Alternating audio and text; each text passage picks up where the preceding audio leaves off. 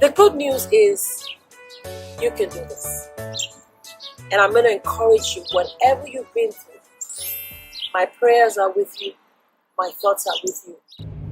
Hi, I'm Dr. Rola, clinical psychologist. Today I'm continuing my self-disclosure series about my life after divorce. This is episode 19. I don't feel like I'm going to be ending this series soon, but if you are enjoying it and you think this is beneficial, let me know. Leave comments for me to encourage me as I'm sharing very sensitive areas of my life with you in this journey to encourage you that life can be very difficult, but you want to keep on working through the process. The answer, the solutions sometimes do not come right away. It will be a journey. But I want to encourage you to not give up, to hold on. And that's what's happened to me in these 14 years since I've been divorced after a 15-year marriage. Before I continue with this episode, the title is I was close to being homeless twice. I'm going to talk to you about the experience of being close to homelessness 2 times, how those experiences changed me, transformed me, has really impacted me in very positive ways in the long term. And I wanted to share that with you. So before I continue, please subscribe, press that notification bell, and also please follow me on social media at Ask Dr. Rola, AskDrRola.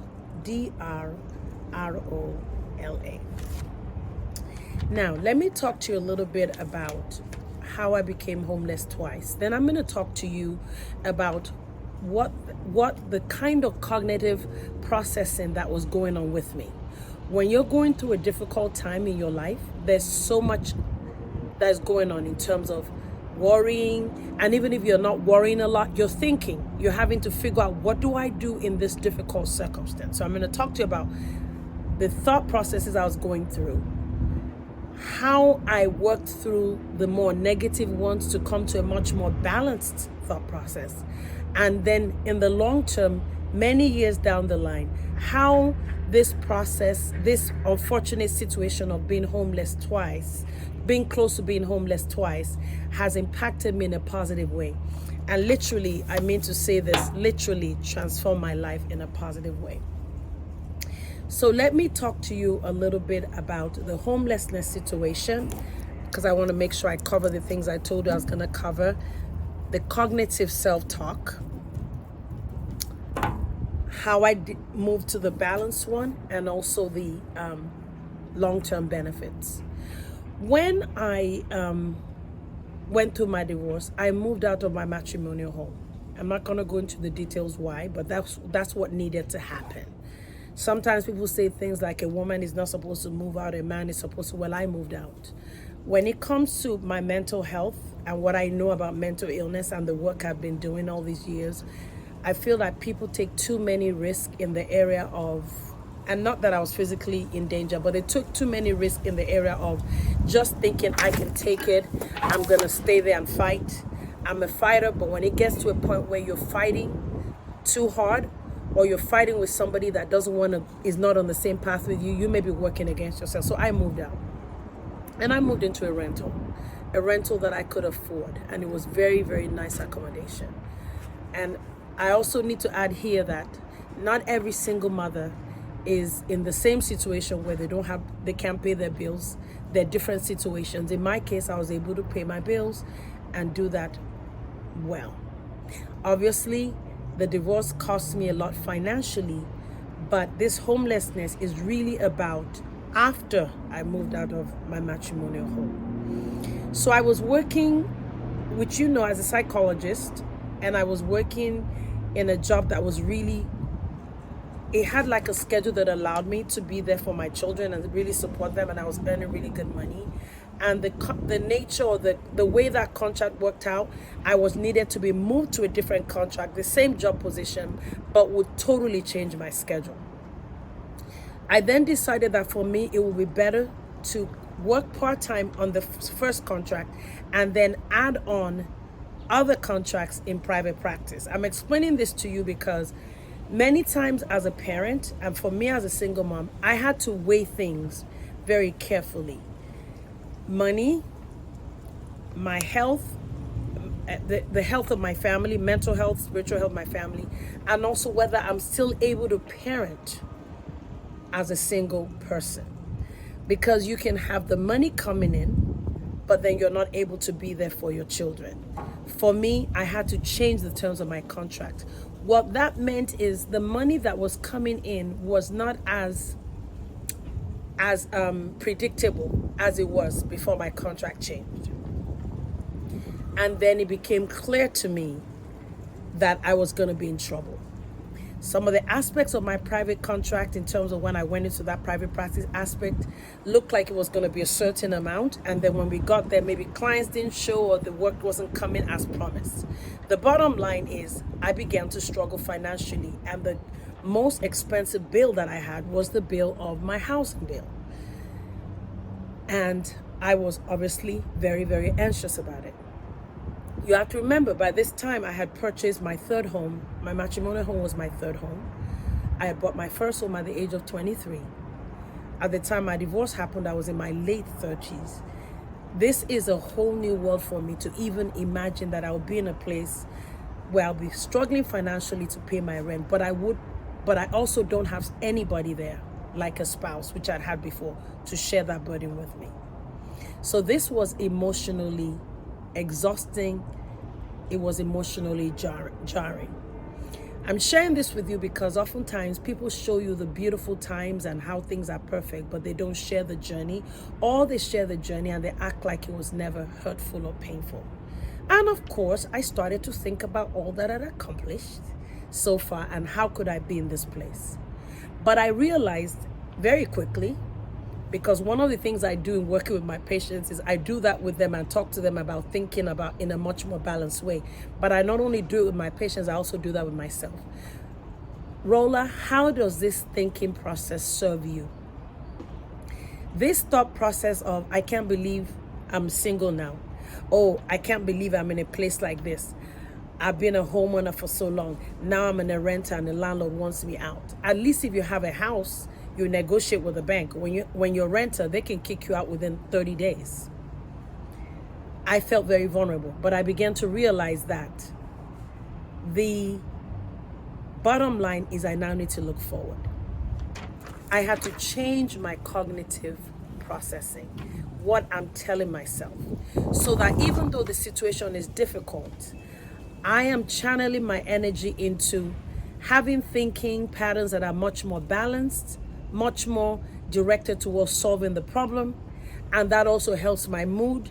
That helps me to monitor my stress level. So this is what I told myself, and I'm going to share that with you very quickly. Number one, you being a renter right now, Rola, is a natural consequence of your divorce.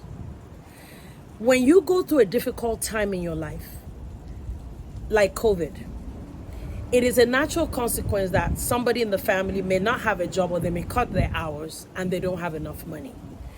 Doesn't mean that I'm minimizing what I'm going through, but it is to be expected that when it is now a one-income home, when challenges come, it's going to be overwhelming. That helps me to then begin to look beyond my ex-husband for help. Because if I'm constantly looking at what it used to be, well, that's not what I have right now. I'm going to feel more incapacitated in my ability to handle the issue. And then instead of trying to face the issue and look for other sources of support, and that support may not just be financial, it may be other kinds of support, I will be wasting time looking at somebody who is no longer with me. So I began to say, this is a natural consequence. This is the beginning. This is the reality of your situation. You better get up, girl. It's time to face the music. That sounds negative, but that was positive for me in terms of being bold and being confident and saying, what can I do now? The first time I was homeless, I was close to homelessness. What actually happened is because I couldn't pay the rent, my landlord was posting this eviction notice on the door. And he was posting it every day. And he lived in a really nice house close by, so he had easy access. I mean, it was incredibly intimidating. I'll get into the driveway You know I live close to downtown. I'll get to the driveway and just right at the door, another notice. He's doing all the legal things he has to do to be able to evict me. And it was scary. That is why I was feeling overwhelmed and I had to start talking to myself. Another thing I did is, I'm going to let that pass a little. Another thing I did is I told myself, I am not going to be ashamed that I'm going through this. Shame prevents you from looking at the issue in a much more objective way. Shame prevents you from asking for help if you need it. And shame makes you look at yourself as a failure or as a loser. I looked at all I've done. Moving to England, back to England where I was born at the age of 20. Helping my mom run her business when I was a 16-year-old. Even when I was a college student. Buying my first home in the United Kingdom. All the things I've done. And I refuse to throw those things down the toilet because of this present circumstance. How often do we minimize everything we've ever done because of what is going on right now? So even though I am unhappy about my divorce, I am not going to throw out all that I did in my marriage. Working full-time, through pregnancies, paying bills with my ex-spouse, cooking dinner, doing homework, doing the laundry, cleaning after work, making sure I do all the doctor's visits. I continue to take stock of what I have accomplished. And that makes it difficult for that situation where I'm facing homelessness to define me. Then I contacted a very good friend. Her name is Michelle. I trusted her. She was living in her house, her parents' home, and she had extra bedrooms. I knew how much she loved me. And I had her as a backup plan, and that's totally fine. Instead of being ashamed, I told her, I'm struggling financially. I don't need money from you right now, but if I get stuck and I'm evicted, can I move in with you? She said, fine. So I knew that I had a place to move into. Again, it goes to not constantly going back to the person's circumstances, defining where you are, and not being ashamed, and being proud of what you've done, and knowing that you did what you could do in that circumstance, and asking yourself, what can I do to make this not become a crisis? But if it's going to become a crisis, I'm going to ask for help. So Michelle was my backup plan. I didn't want to move in with her. I've never lived with anybody with my children, but I knew that if I had to, she'll take care of me. And if I had to, she will look out for me. So I reminded myself of the things I've done. And I also realized that it's important for me to redirect my energy into problem solving. So this is how I handled that first situation of being close to homelessness. I called my landlord. My landlord's first name, I'm not going to say his name just for confidentiality, but his name comes up now. And I've never had this issue with him, but he's kind of a little bit like a strict landlord. I paid him on time anyway, but I didn't see him as somebody that would even consider to any kind of compromise. But I called him and I started telling him what I just told you. I said to him, I am a single mom. I've paid rent here for over 3 years on time. I'm this, I'm that. I work, I'm continuing to work. Do you really want to kick me out with my kids? Sometimes you need to be a little bit bolder about the right things you've done instead of focusing on what people have done against you. Because that way you're minimizing their power over your life and you're putting yourself some confidence even though the situation may look devastating. And he did something that I never thought he would do. He said, Rola, I don't want to kick you out with your kids. My brother owns a house, which I didn't know this. He will pay the mortgage until you are ready. Just send me a plan until you're ready to pay and start paying.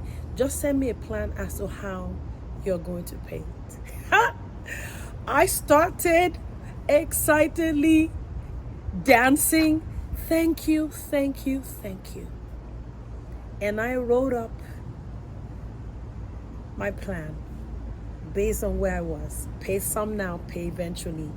And just to let you know, I paid him off. I don't owe him a dime. I didn't owe him a dime when I was leaving. As soon as my money started coming in, one of the things you need to do when you're going through challenges is to not allow yourself and fight it, because this is a battle sometimes, to lose so much steam that you lose sight of the positive. What is some of the other positives? Not just what I've done in the past. The fact that my daughters were doing well in spite of the divorce. They're living in 2 households. School needed to be handled. Sometimes I was doing homework with one of my younger one. I was doing homework with her over the phone, because sometimes I'm the one that does the hands-on with homework, and that's fine. Tell me what, in those days we didn't have a lot of video calls. So like, tell me what the answer is. Let's go over it. Those were the things that the enemy wanted me to lose sight of. Lose sight of it, not just the good I've done, but what is worth fighting for and standing for. I challenge you through your difficult times, find a voice. If you're doing the wrong things against other people, quit doing that. Focus your energy on doing the right things to help you and help those who are working with you. And then when you do that, be bold about that. It takes a lot more energy to do right than to do wrong. So instead of complaining and whining about what it could have been, I started directing my energy towards that. And Manny followed through. The mortgage was paid. Never again did he talk about eviction. Never came up. And that became resolved.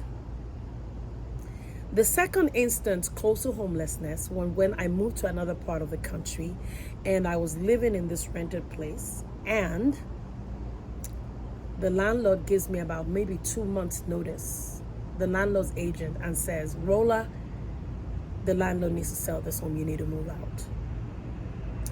My younger one and I, Ryo, we went around the neighborhood, started looking for different places where we can live within the school district and all that. Within a day, we realized that this is going to be very difficult to accomplish. First of all, in that length of time, and just really, there were just no properties that we could even rent. It was overwhelming, and I started to pray, God, what do I do? Then I started thinking about the downside of moving. Even if I can move, my older child was home for her gap year, preparing for med school, and my younger one was in her final year of high school, preparing for undergrad. As you know, these are very difficult times in terms of the coursework is a lot. They're taking these intense exams, the SAT, the MCAT for medical school, and moving them and packing them up is going to disrupt their study schedule. So again, do you see how I started to look at all my options, which is what I want you to do when you go through challenges? Understand that this is a natural consequence of being divorced, that I'm going to be in a place sometimes as a renter where the landlord will want me out. And understanding that even though I don't know what to do yet, it is my responsibility to explore different options, which I did. Like I explored option in my first case of almost becoming homeless, and this second one I was doing the same. And I started praying, God, I need wisdom as to how to handle this, because when I really think about it, even if there's a place out there, I don't want to move. I was in the shower and the idea came to me. Why don't you call the landlord and tell him that you're willing to up the rent? And I thought, oh my God, that sounds like a crazy idea. So I called the landlord's agent and I said, you know what? I can't move. My daughter is applying to med school. My younger one is applying to undergrad.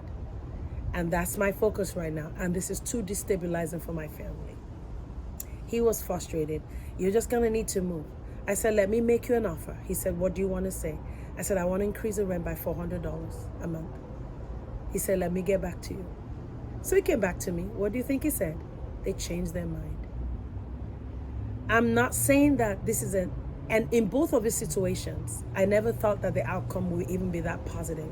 But one thing I did is I asked, I negotiated, and I told people what I'm about. When you go through hell, tell people what you're about. I told the landlord's agent, I am a mama, and my kids are going somewhere. And to the glory of God, My first one, Tolani, got into Duke University Medical School, and Ryo got into Yale University for undergrad. We refuse to allow the stress and the pressure and the losses we experience to keep us feeling like we're nobody. Please find something that you've done right or you're doing right and blow it up, magnify it, resurrect it, and don't let the situations totally take you out. Because this video has been long already, let me share with you very quickly some of the long-term benefits of going through this situations of being close to homelessness. Number one, your girl knows how to negotiate. And I'll tell you about another negotiation I just did, and I'm winning so far. I keep track of everything I'm doing. I keep pictures of everything I'm doing. I tell people what I'm about. Tell them I'm a single mom. Tell them I'm fully employed.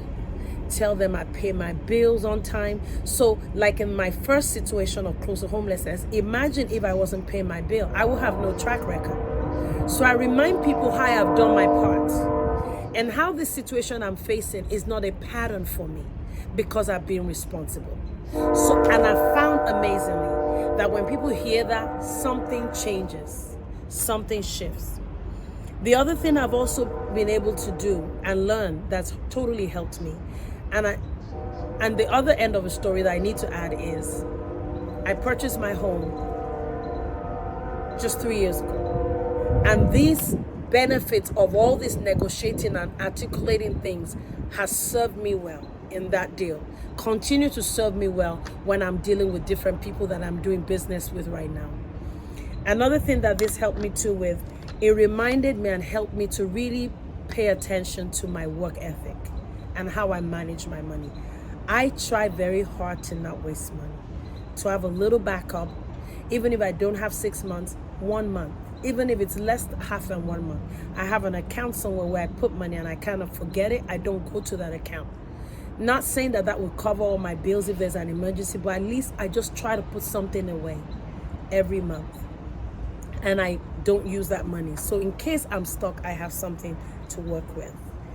I also have to be honest, I have very little patience for people that want to waste my time. Why? The buck stops here. If I can't pay my bills, I don't have nobody paying my bills for me, and I ain't looking for a sugar daddy. There's dignity in labor. There's dignity in working hard. As long as it's a day's work, a good day's job, I'm willing to do it. I'm a psychologist, but yes, I haven't just done YouTube or patients. I've done all kind of work related to my profession. I'm quick to learn new ways of making money within my profession, and I'm open to learning from others as to what the opportunities are. So this has broadened my horizon because it is important for me to be financially independent. I love and adore people that benefit me.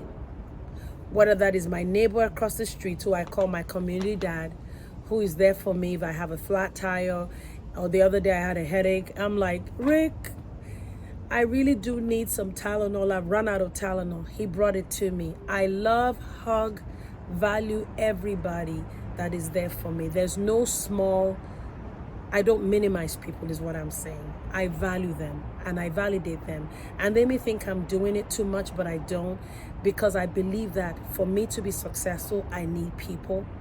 And I also realize that my family is bigger than who I'm related to by blood. And I love my family by blood because we all grew up together and all.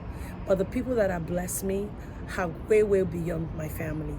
People from different nationalities, different cultures, people I've never met. I've been open to work with people, not knowing what will come out of it, but with that mindset that you better don't burn bridges, Roller Care. You better don't burn bridges, Roller. You better work well with people. You don't know what benefit will come for them. And I also do the same with people. I give to people. My affection, my time, my resources, give a birthday gift, call them if they go through a hard time. I'm saying, how are you doing? I'll check in with them. The whole process of being close to homelessness has really energized me as a person. And not only am I a homeowner today, In a few short years, I will be able to own my own home outright because of that experience. I am motivated, I'm driven, but then I also believe that when I go through a difficult time, there's a way out. I may not know how, but I always say there's a way out. In a matter of time, it will happen. That builds my faith. And when I go through difficult times, as you probably heard me say a few times, I pray. With the mindset that even though I don't know what's going to happen to this situation, I'm going to figure it out in the end. My faith is increased. My confidence is increased. My ability to negotiate is increased. I am assertive. I document well. I know how to write pretty passionate emails. And I advocate for myself. Because, honey, nobody can really fight for you like you fight for yourself. And you don't have to physically fight. Just fight in a way that is positive to move forward. I hope this video has been a blessing to you. I'm sharing very vulnerable times in my life with you. In this holiday season, if you're going through a very difficult time, things are hard for you, I encourage you to please don't give up. Please understand that even though you don't know where to go yet, you will eventually figure it out. And the fact that you're even able to hear me and watch me is an indication that there is hope. As long as there's life, there's hope. And it's okay to struggle and ask for help. And there's no shame. And you can direct your energy into what is working and not give up because of something that is not working.